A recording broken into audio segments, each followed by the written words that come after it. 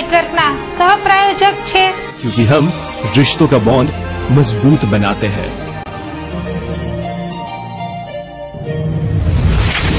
हाईबोन cement, bonding nation. नमस्कार दर्शक मित्रों, सत्यनो धबकार एवा 7 न्यूज नेटवर्क में हूँ दीप्ति मूल्य आपनु हार्दिक स्वागत करूं छुं। तो सौप्रथम एक नजर आजना मुख्य समाचारों पर। संसदना शियाळु सत्रमां भारे हंगामा बाद एफडीआई मुद्दे गईकालथी शरू थयेली चर्चा, आजे मतदाननी शक्यता। आगामी चूंटणी प्रचारमां स्टार प्रचारकोनी धूम, मुख्यमंत्री श्री सौराष्ट्र कच्छमां 7 सभाने संबोधशे, सांजे राजकोटमां। जसदण पालिका तंत्र द्वारा वाडीमां जेसीबीनी मददथी गाडा मार्ग खुल्लो करायो, वाडी मालिके राजकारणीओ पर कर्या आक्षेप। આજે કલકત્તાના ઈડન ગાર્ડન ખાતે ભારત અને ઇંગ્લેન્ડ વચ્ચે ત્રીજી ટેસ્ટ શરૂ, સચિન તેંડુલકરે તેની કારકિર્દીના 34,000 રન પૂરા કર્યા। હવે જોઈએ સમાચારો વિસ્તારથી। શિયાળુ સત્રની શરૂઆતમાં જ એફડીઆઈ મુદ્દે સરકારના નિર્ણયનો વિપક્ષો દ્વારા જોરદાર વિરોધ। ગઈકાલે અને આજે બંને ગૃહોમાં ચર્ચા બાદ સાંજે મતદાનની શક્યતા। ડિટેલમાં એફડીઆઈની મંજૂરી બદલ સરકાર પર આકરા પ્રહારો કરી વિપક્ષોએ સંસદની કાર્યવાહીમાં અવારનવાર હોબાળા કર્યા બાદ અંતે સરકારે ઝૂકીને એક સર્વપક્ષીય બેઠક બોલાવી ચર્ચા કરાયા બાદ તેમાં પણ જોઈએ તેટલી સફળતા નહીં મળતા અંતે બંને ગૃહમાં નિયમ 184 હેઠળ ચર્ચા હાથ ધરવામાં આવી છે, જેમાં ગઈકાલે ચર્ચા થયા બાદ આજે પણ ચર્ચા કરવામાં આવશે અને ત્યારબાદ સાંજ સુધીમાં મતદાન કરવામાં આવે એવી શક્યતા છે। રિટેલમાં એફડીઆઈ ને મંજૂરી બાબતે વિરોધ પક્ષો એવું જણાવી રહ્યા હતા કે રાષ્ટ્રના હિતમાં આ નિર્ણય પાછો ખેંચી લેવો જોઈએ અને મુખ્ય વિરોધ પક્ષ એવા ભારતીય જનતા પાર્ટીએ તો એફડીઆઈ ને મંજૂરી આપવાના સરકારના નિર્ણયનો વિરોધ કરતા જણાવ્યું હતું કે આ નિર્ણય વિદેશના નાના વેપારીઓ માટે વિનાશની ખાઈ સાબિત થશે। Bureau report 7 news.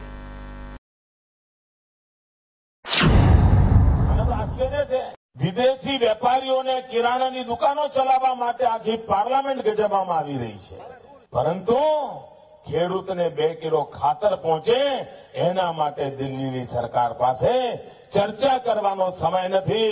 એને વિદેશના વેપારીઓ આવે, અહીંના વેપાર ધંધા પડાવી લે, દુકાનો પડાવી લે, અમારા બધા નાના નાના વેપારીઓની દુકાનોને તાળા લાગી જાય, ગુમાસ્તાઓ ઘેર જાય, એના માટેના કારસા રચવા માંડ્યા છે, પરંતુ એમને ખેડૂતને માટે ખાતરમાંનું કારખાનું કરવાની ઈચ્છા।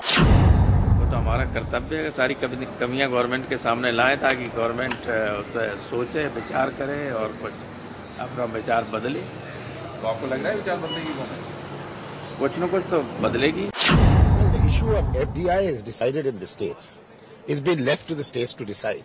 When the Lok Sabha, when Parliament cannot decide the issue of the applicability of FDI in the states, then what is left? It's only the politics of the BJP.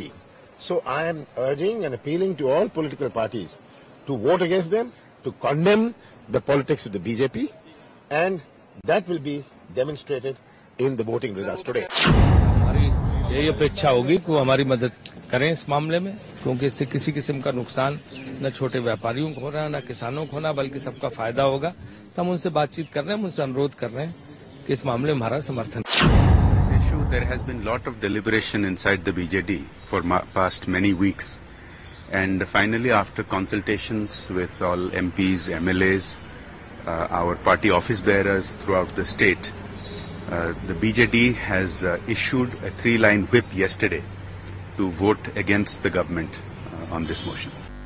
આગામી તારીખ 31/12 રોજ ચોથી ત્રિમાસિક ડાક અદાલતનું આયોજન, તારીખ 24/12 સુધીમાં ફરિયાદ મોકલી આપવા જાણ કરાઈ। પોસ્ટલ વિભાગ દ્વારા તેના વિભાગને લગતી અનેક ફરિયાદોના નિરાકરણ માટે ત્રિમાસિક ડાક અદાલતનું આયોજન કરવામાં આવે છે, જે મુજબ આગામી તારીખ 31/12 રોજ સાંજે 4 વાગ્યે પોસ્ટ માસ્ટર જનરલ રાજકોટ ક્ષેત્રની કચેરી ખાતે ચોથી ત્રિમાસિક અદાલત યોજવામાં આવી છે, જેમાં ફરિયાદી પોતાની ફરિયાદ સહાયક નિર્દેશક ડાક સેવાઓ પોસ્ટ માસ્ટર જનરલ રાજકોટ ક્ષેત્રની કચેરી, 3જો માળ, હેડ પોસ્ટ ઓફિસ રાજકોટના સરનામે તારીખ 24/12 સુધીમાં મળી રહે તે રીતે મોકલાવવા જણાવાયું છે। તેમજ રૂબરૂ ફરિયાદ કરવા આવનાર ફરિયાદીએ પોતાની ફરિયાદ લેખિતમાં જરૂરી આધાર પુરાવા સાથે લઈ આવવા પણ પોસ્ટલ વિભાગ દ્વારા જણાવવામાં આવ્યું છે।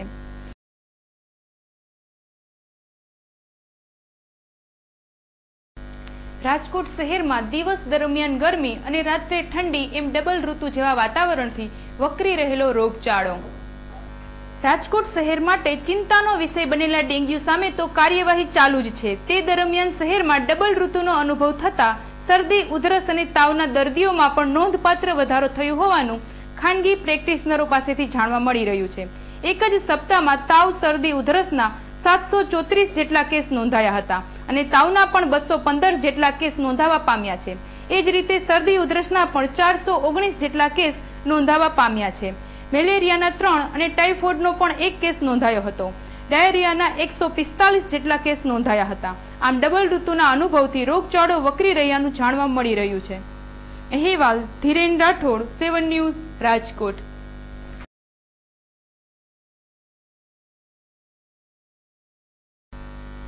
આગામી ચૂંટણી માટે રાજકીય પક્ષો પ્રચાર જંગમાં. મોદીની એક જ દિવસમાં 7 સ્થળે જાહેર સભાનું આયોજન. આગામી ચૂંટણીનો પ્રચાર જંગ જાણે કે ચરમસીમાએ પહોંચ્યો હોય તેમ મોટા ગજાના નેતાઓ ગુજરાતભરમાં ફરી વળી ઠેર ઠેર સભાઓ સંબોધી રહ્યા છે. દરેક પક્ષ તરફથી સ્ટાર પ્રચારકો પણ પ્રચાર જંગમાં લાગી ગયા છે. ત્યારે ગુજરાતના મુખ્યમંત્રી શ્રી નરેન્દ્ર મોદી પણ સૌરાષ્ટ્ર કચ્છનો પ્રવાસ કરી એક જ દિવસમાં 7 જેટલી જાહેર સભા સંબોધશે. જેમાં ડાકોર અને કલોલમાં સભા સંબોધન કર્યા બાદ બપોરે 12:30 વાગ્યા આસપાસ સાયલા ગામે જાહેર સભાને સંબોધી 1:45 વાગ્યા નજીક વાંકાનેરમાં યોજાયેલી સભામાં હાજરી આપી બપોરે 3:30 વાગ્યે કચ્છના ભચાઉ તાલુકાના નંદગામમાં યોજાયેલી સભામાં હાજરી આપી સાંજે 5 વાગ્યે ભુજ ખાતેની સભાને સંબોધન કરી સાંજે 7:30 વાગ્યે રાજકોટ શહેરના સામાકાંઠા વિસ્તારમાં આવેલા પાણીના ઘોડા નજીક યોજવામાં આવેલી જાહેર સભાને સંબોધન કરશે. અહેવાલ ધીરેન રાઠોડ, 7 ન્યૂઝ, રાજકોટ. 10 વર્ષ થયા ગુજરાતની અંદર તોફાનોનું નામો નિશાન નથી. ક્યાંય કરફ્યુ નથી, ક્યાંય ગોળીબાર નથી, ક્યાંય પોલીસની દંડાવારી નથી. સુખ ચેનથી બધા સાથે મળીને ગુજરાત પ્રગતિની નવી રાહ પર ચાલે છે. ભાઈઓ બહેનો, ગુજરાતે વિકાસની નવી ઊંચાઈઓને પાર કરી છે. પણ કોંગ્રેસના મિત્રો સવાર સાંજ ગુજરાતને ગાળો દેવા સિવાય એમને કશું સૂઝતું નથી. આ ગુજરાત મને બરાબર જાણે છે, ઓળખે છે, પીછાણે છે. આપે મારા કામને જોયું છે, આપે મારા કામની પદ્ધતિને જોઈ છે, આપે ગુજરાતના વિકાસને જોયો છે. આપ મારી ખૂબી પણ જાણો છો અને મારી ખામીઓ પણ જાણો છો. આપ સૌ મારા ગુણ પણ જાણો છો અને મારા દોષ પણ જાણો છો. હું તમારા માટે રત્તી ભર અજાણ્યો નથી.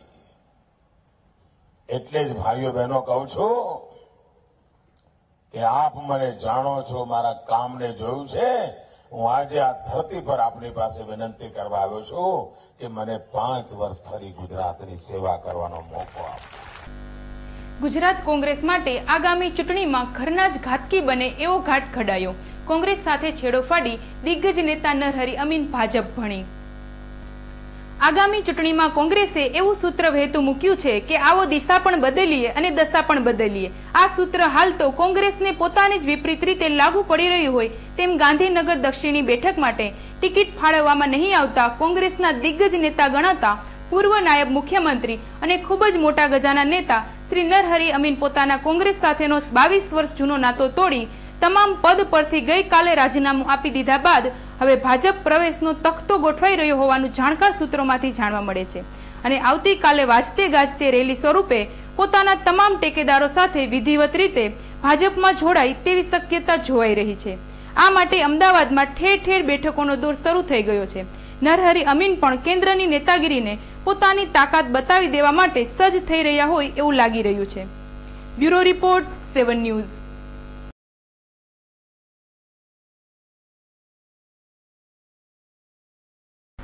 હિન્દી ફિલ્મ અભિનેતા પરેશ રાવલ ભાજપના ચૂંટણી પ્રચારમાં. રાજકોટ શહેરમાં 3 જાહેર સભા સંબોધી. કોંગ્રેસ પર તેજાબી પ્રહાર.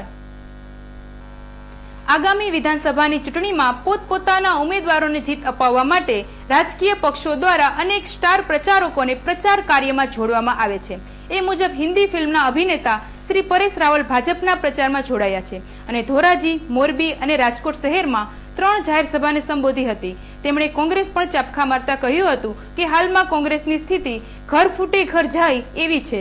આ વખતની ચૂંટણીને તેમણે સામાન્ય ચૂંટણી કે ઐતિહાસિક ચૂંટણી નથી પણ એક પ્રકારનું યુદ્ધ હોવાનું જણાવ્યું હતું. કેન્દ્રના ભ્રષ્ટ વહીવટ અને નરેન્દ્ર મોદીને જંગી બહુમતીથી જીતાડવા લોકોને અપીલ કરી હતી અને કટાક્ષ કરતા જણાવ્યું હતું કે પહેલાની હિન્દી ફિલ્મોમાં વિલનના નામ રોબર્ટ હતા પણ હાલના સંજોગોમાં રોબર્ટ વાડરાના કારનામાને પણ યાદ કર્યા હતા. આ ઉપરાંત તેમણે જણાવ્યું હતું કે દેશની અખંડિતતા સિંહ ફાળો આપનાર સરદાર પટેલને તેમના અવસાન બાદ 30 વર્ષે ભારત રત્નનો ઇલકાબ આપવામાં આવ્યો હતો, જ્યારે રાજીવ ગાંધીને માત્ર 3 જ વર્ષમાં આ ખિતાબ એનાયત કરાયો હતો. જો કોંગ્રેસનું શાસન ચાલે તો તે 1000ની નોટ પરથી પૂજ્ય ગાંધી બાપુની તસવીર દૂર કરી તેના સ્થાને રાજીવ ગાંધી અથવા રાહુલ ગાંધીની તસવીર મુકાવી દે એવો વ્યંગ પણ કર્યો હતો. આમ ભારતીય જનતા પાર્ટીનો પ્રચાર કરવા આવેલા અભિનેતા પરેશ રાવલે કોંગ્રેસ પર ચાપખા મારવાનો એક પણ મોકો જતો કર્યો ન હતો અને ભારતીય જનતા પાર્ટીને વિજયી બનાવવા અપીલ પણ કરી હતી. અહેવાલ ધીરેન રાઠોડ, 7 ન્યૂઝ, રાજકોટ. કહેવાય આપણે ભૂલી ગયા છીએ એ શું કામ? નરેન્દ્રભાઈ મોદી સીએમ તો બનશે, કારણ કે મોદી સીએમ ન બને તો બીજું બને કોણ? બીજા કોઈનામાં તો લાયકાત નથી. દૂર દૂર માઇલો સુધી કોઈ એવો ફાયદો દેખાતો નથી કે મોદીની જગ્યા લઈ શકે. એટલે મોદી સિવાય તો કોઈ સીએમ બની શકે નહીં. મોદી સીએમ તો બનવા નહીં તો ચોક્કસ, પણ આપણે એવી પ્રચંડ બહુમતીથી જીતાડીએ આપણા ઉમેદવારોને કે કોંગ્રેસ વાળા 2014ની સાલમાં એને ઉભા રાખવાની હિંમત ન કરે. લડવાની વાત તો બાજુએ રહી, એવો એમને હાવ થઈ જાય, એવો ડર લાગી જાય, એવો ફફડી ઉઠે કે ભાઈ જાઓ નહીં તો આમાં છે ને આપણી ઇજ્જત જે પણ થોડી ઘણી બચી છે એ જતી રહેશે. 2 જણાએ તખતો બદલ્યો તો હિન્દુસ્તાનનો, ગાંધીજી અને સરદાર પટેલ. અને સરદાર પટેલ જોડે ઇતિહાસમાં જે અન્યાય થયો હતો એનો બદલો હવે આપણે લેવાનો છે. સરદાર પટેલને પહેલા તો એક બદલો થયો તો ખાલી તમને ઉદાહરણ આપું.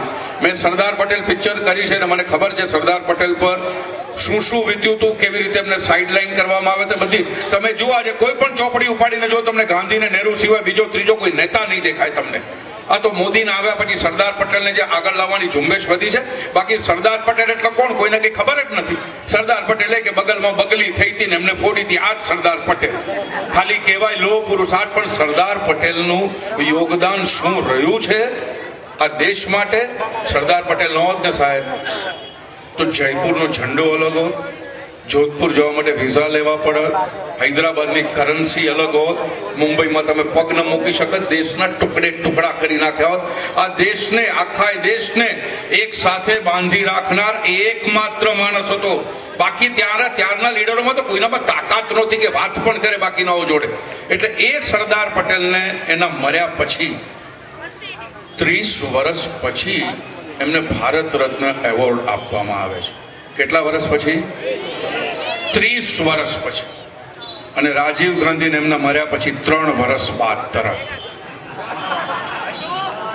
આ તો તમે જુઓ, આ તો તમે તમારા જે આઝાદીના લડવૈયાઓ છે જેને તમને આખો દેશ અકબંધ આપ્યો છે એની તમે આ કિંમત કરો છો. એના માટે તમારી આ વિચારધારા છે. ગુજરાત માટે એમનું વલણ ઓલવેઝ વૃક્ષ જ રહ્યું છે. અને પછી એ સરદાર પટેલ પ્રધાનમંત્રી બનતા રહી ગયા. બધાને ખબર છે શું થયું હતું. પ્રધાનમંત્રી બનતા રહી ગયા તો એ ઇતિહાસની ભૂલ પાછી રિપીટ ન થાય એ જોવાનું કામ આપણું, એ જોવાની જવાબદારી આપણી. એ ન થાય એ રોકવાનો ધર્મ અને ફરજ પણ આપણી. એટલે આપણો ધર્મ બની રહે છે. शरारत भरा बचपन जैसे नींव जिंदगी की, जवानी के वो प्यारे वादे जैसे नींव मजबूत रिश्तों की. गवाह है हम जिसने आपके रिश्तों को और मजबूत बनाया, क्योंकि हम रिश्तों का बॉन्ड मजबूत बनाते हैं.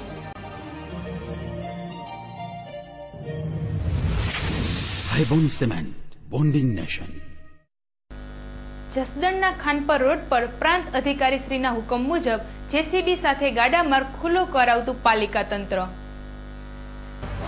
જસદણના અંબિકા નગરમાં ગોવિંદભાઈ ખોડાભાઈ કાછડિયા નામના એક ખેડૂતની વાડી આવેલી છે, જે વાડીમાંથી અંબિકા નગરમાં રહેતા લોકો માટે એક ગાડા માર્ગ કાયદેસર નીકળતો હોવા છતાં વાડી માલિક દ્વારા લોકોને ત્યાંથી આવવા દેવામાં આવતા ન હોય સોસાયટીના લોકોએ પ્રાંત અધિકારીશ્રીને રજૂઆત કરી હતી.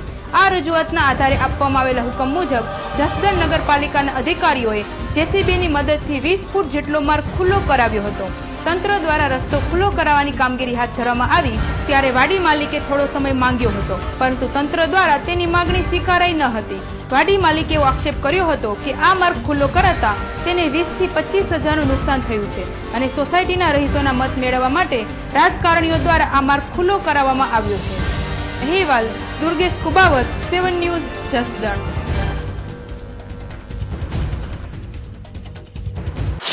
અંબિકાનગર સોસાયટીના રહીશોની ઘણા સમયથી માગણી હતી કે એમની સોસાયટીમાં જવા માટેનો કોઈ માર્ગ જ નહોતો, એટલે એમને ફરીને જવું પડતું હતું.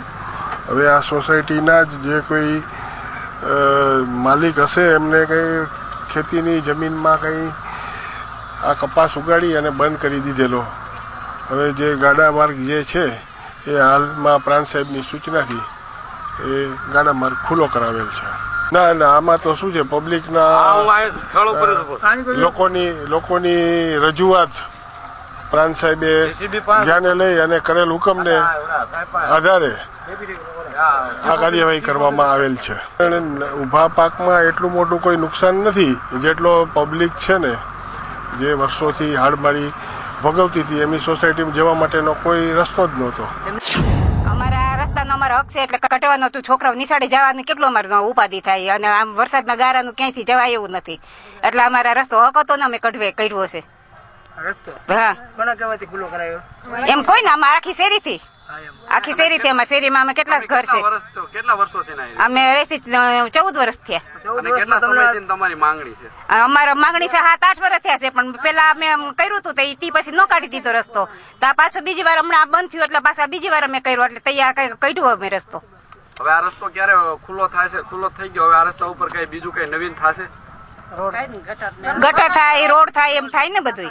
ગટર થાય તો શું કરશો? થાય ને પાછા જાવ પાછા. અને આ રસ્તો બંધ થઈ જાય છે પાછો તો શું કરશો? નો થાય રસ્તો તો પાછા જાવ.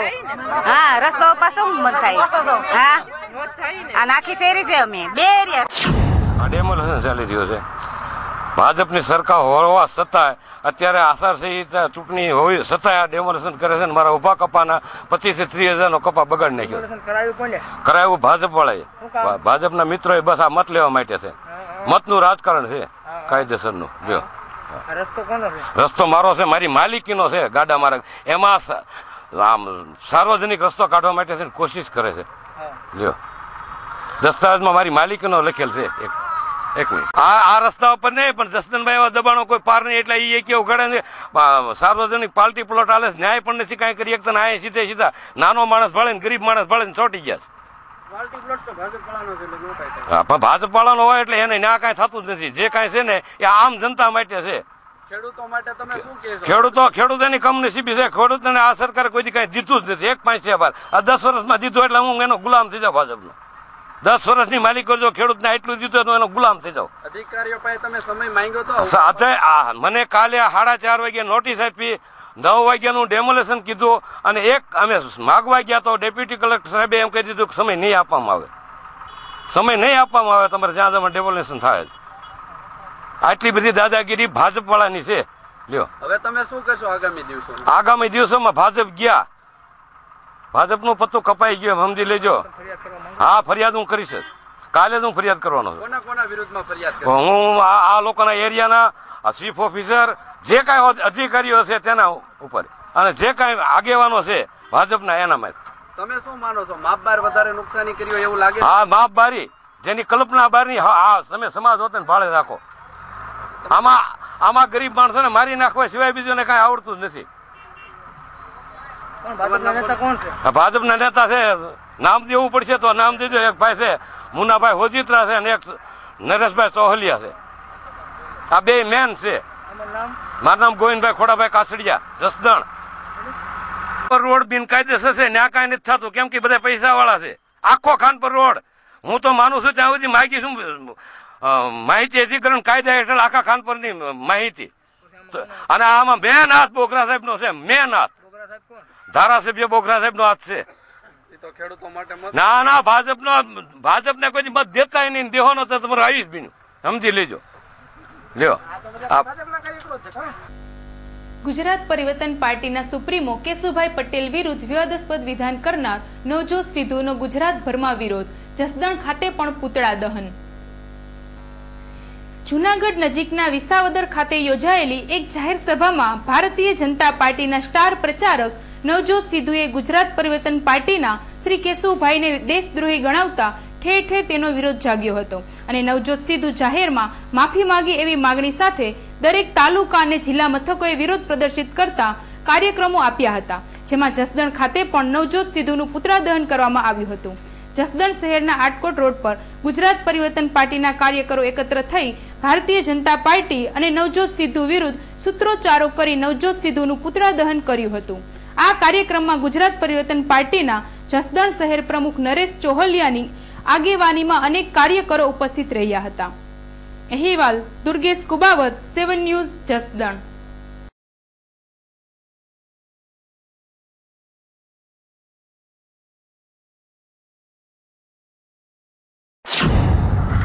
ભાજપના ચૂંટણી પ્રચાર અર્થે આવેલા પ્રાદેશિક નેતા ભાજપના નવજોત સિદ્ધુએ જીપીપીના આદરણીય નેતા અને પૂર્વ મુખ્યમંત્રીને દેશદ્રોહી ગણાવતા અમે વિરોધ નોંધાવ્યો છે.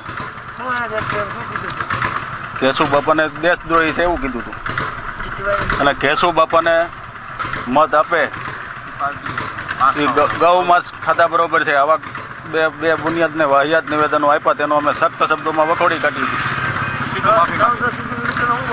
નવજોત સિદ્ધુ કેશુ બાપાની અને સમગ્ર ગુજરાતની પ્રજાની માફી માંગે એવી અમારી માંગ છે. બાબરા લાઠી દામનગર વિસ્તારના અપક્ષ ઉમેદવાર વિનોદભાઈ નાગાણી સેંકડો કાર્યકરોથી ઉભરાતું કાર્યાલય. 1994 થી સક્રિય રાજકારણમાં ઝંપલાવનાર વિનોદભાઈ નાગાણી પોતાના રાજકીય ગુરુ અને કોળી સમાજના ધુરંધર નેતા શ્રી પરસોત્તમભાઈ સોલંકીની પ્રેરણાથી જાહેર જીવનમાં આવ્યા હતા અને ભાજપમાં જોડાયા બાદ તેઓ ચાંદની હત્યા કેસ મામલે અનેક અહિંસક આંદોલનો કરી તંત્રને ઝુકાવ્યું હતું. તેઓ વર્ષોથી બ્લડ ડોનેશન કેમ્પ, સર્વરોગ નિદાન કેમ્પ તેમજ સમૂહ લગ્નોત્સવ જેવી સામાજિક પ્રવૃત્તિઓ કરી સમાજ સેવાના કાર્યો કરતા રહ્યા છે. બાબરા અને લાઠી ખાતેના તેમના કાર્યાલયોના દબદબાભેર ઉદ્ઘાટન કર્યા બાદ તેમની ઓફિસો પર તમામ જ્ઞાતિના આગેવાનો અને કાર્યકરો ઉમટી પડ્યા હતા અને વિનોદભાઈ તુમ આગે બઢો હમ તુમારે સાથ એના ગગનભેદી નારા લગાવ્યા હતા. અહેવાલ ધીરેન રાઠોડ, 7 ન્યૂઝ, રાજકોટ.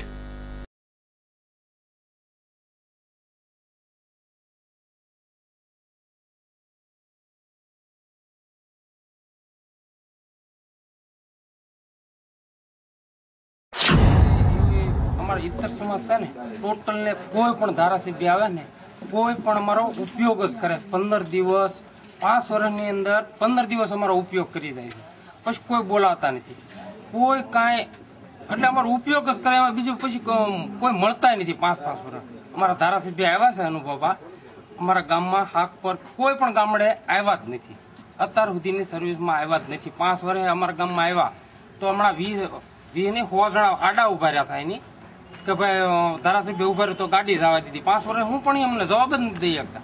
એવા બધા ધારાસભ્ય એવા જ આવે છે. એટલે અમે ઇતર સમાજ ટોટલે બધાએ નક્કી કર્યું છે લાઠી બાબરાના કે 72% બક્ષીપંચ સમાજ, ઇતર સમાજ અને કોળી સમાજ અને 28% ભાજપ, કોંગ્રેસ અને પરિવર્તન બે અપક્ષ. એટલા માટે દરેક સમાજના માણસોએ મને બોલાવીને એવું કીધું, 52 ગામના બક્ષીપંચ સમાજના, ઇતર સમાજના બધા સમાજના માણસો ભેગા થયા કે ભાઈ અન્યાયની સામે ન્યાય આપવા માટે તમારે આ લડત કરવી પડશે. એટલે મેં કીધું ભાઈ અપક્ષ ન લડે કે ના લડવાનું છે, અમે તમારી સાથે છીએ અને આપણો વિજય નિશ્ચિત છે. એટલા માટે અને એટલી બધી એની પ્રજાને, ઇતર સમાજને એટલો બધો ત્રાસ છે કે કોઈ ઓફિસમાં કાંઈ કામ ન કરે, 12 વર્ષ ચૂંટાઈને વહી ગયા પછી પાછા આવતા નથી, કાંઈ પૂછતા નથી કોને શું તકલીફ છે. અને માથે જતા એમ કે આ પક્ષ ઉમેદવાર મેં ઊભો રાખ્યો, ત્યાં ઊભો નથી રાખ્યો, આ તો સમાજે ઊભો રાખ્યો છે અને આ વખતે ઊભો છે. એટલે આ વખતે ખ્યાલ આવશે શું થાય. આ વિસ્તારની સમસ્યાઓ શું છે? આ વિસ્તારની સમસ્યા એ છે કે અત્યાર સુધીમાં શિક્ષણ માટે આ લોકોએ કાંઈ કર્યું નથી, પાણી માટે પણ કાંઈ ખાસ કોઈ ઠોસ એવો ઉકેલ નથી આવ્યો. આ તો ઓલા અહીંયા ભાઈ છે હીરાવાળા ભાઈ, એના હિસાબે બોલે આ તળાવ બળાવ થઈ ગયા છે, નકર તો બહુ ભયંકર પરિસ્થિતિ હોય. અને અહીંના ધારાસભ્ય ચૂંટાઈ ગયા પછી ક્યારેય ક્યાંય ગામડામાં ક્યાંય ગયા નથી, કોઈ પણ એક પણ લોકોને પૂછ્યું નહીં તમારે શું તકલીફ છે. અમે એવું નક્કી કરેલું છે, યુવાનો જાગ્યા છે અને અન્યાય સહન નથી કરવો. યુવાનોનું એવું કહેવું છે કે અન્યાય સહન નથી કરવો, એટલે યુવાનો જાગ્યા છે. અને વિનુભાઈ જે આવ્યા છે અને બહુમતીથી વિજય બનાવવા એ યુવાનોની નીત છે. તમારા વિસ્તારની મુખ્ય સમસ્યાઓ? અમારા વિસ્તારમાં તો અમે બહુ જો કોળી સમાજ બહુ છે, 65,000 કોળી છે અને કોળી હારે અન્યાય થયો છે. અમને કોઈ પક્ષે સ્વીકાર્યા નથી, પણ સમાજે એવું નક્કી કર્યું છે કે આ આપણે સહન કરવું નથી. કલકત્તાના ઈડન ગાર્ડન ખાતે ભારત અને ઇંગ્લેન્ડ વચ્ચે ત્રીજી ટેસ્ટ શરૂ. ટેસ્ટ શ્રેણી ત્રીજી ટેસ્ટ મેચનો આજે પ્રારંભ થયો છે. ઈડન ગાર્ડનની પીચ પર કેપ્ટન ધોનીએ સ્પિનરોને મદદગાર થાય એવી પીચ માંગવા અંગે આગ્રહ રખાયા બાદ વિવાદ સર્જાયો હતો. આજની મેચમાં હરભજન બીમાર થતા તેની જગ્યાએ ઈશાંત શર્માને લેવાયો છે. તેમજ ટીમ ઇન્ડિયાનો માસ્ટર બ્લાસ્ટર સચિન તેંડુલકરે ઇંગ્લેન્ડ વિરુદ્ધ રમાઈ રહેલા આ મેચ દરમિયાન કારકિર્દીના 34,000 રન બનાવી રેકોર્ડ બનાવ્યો છે.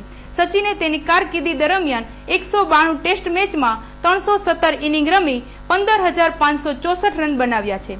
આ ઉપરાંત તેણે વન ડે મેચમાં 462 ઇનિંગ રમી 18,426 રન ફટકાર્યા છે અને એકમાત્ર આંતરરાષ્ટ્રીય T20 મેચમાં 10 રન બનાવ્યા હતા. આ બધા રન મેળવી આજે તેની કારકિર્દીના 34,000 રન પૂરા કર્યા છે. કદાચ સચિનનો આ રેકોર્ડ વિશ્વનો કોઈ ખેલાડી તોડી શકે એવું લાગતું નથી. Bureau report 7 news.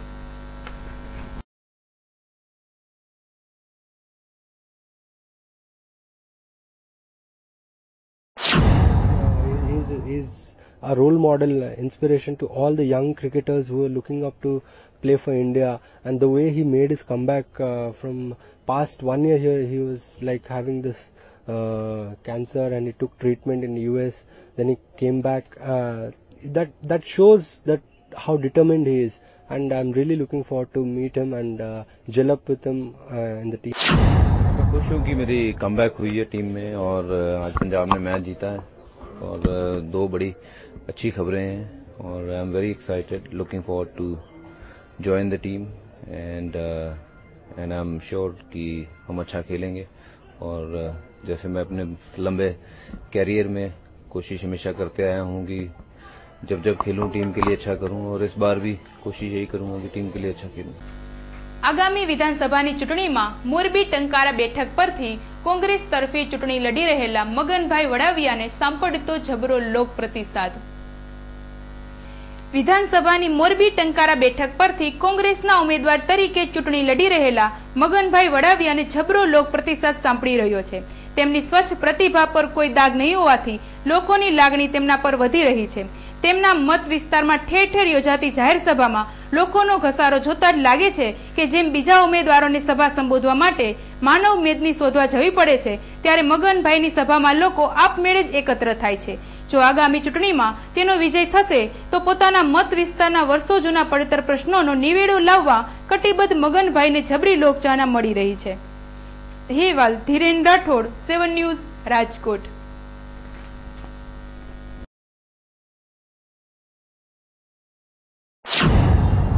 જે વિકાસની વાતો કરે છે તો મારા આજે પડદરીના 40 ગામનો પ્રવાસ મેં કર્યો.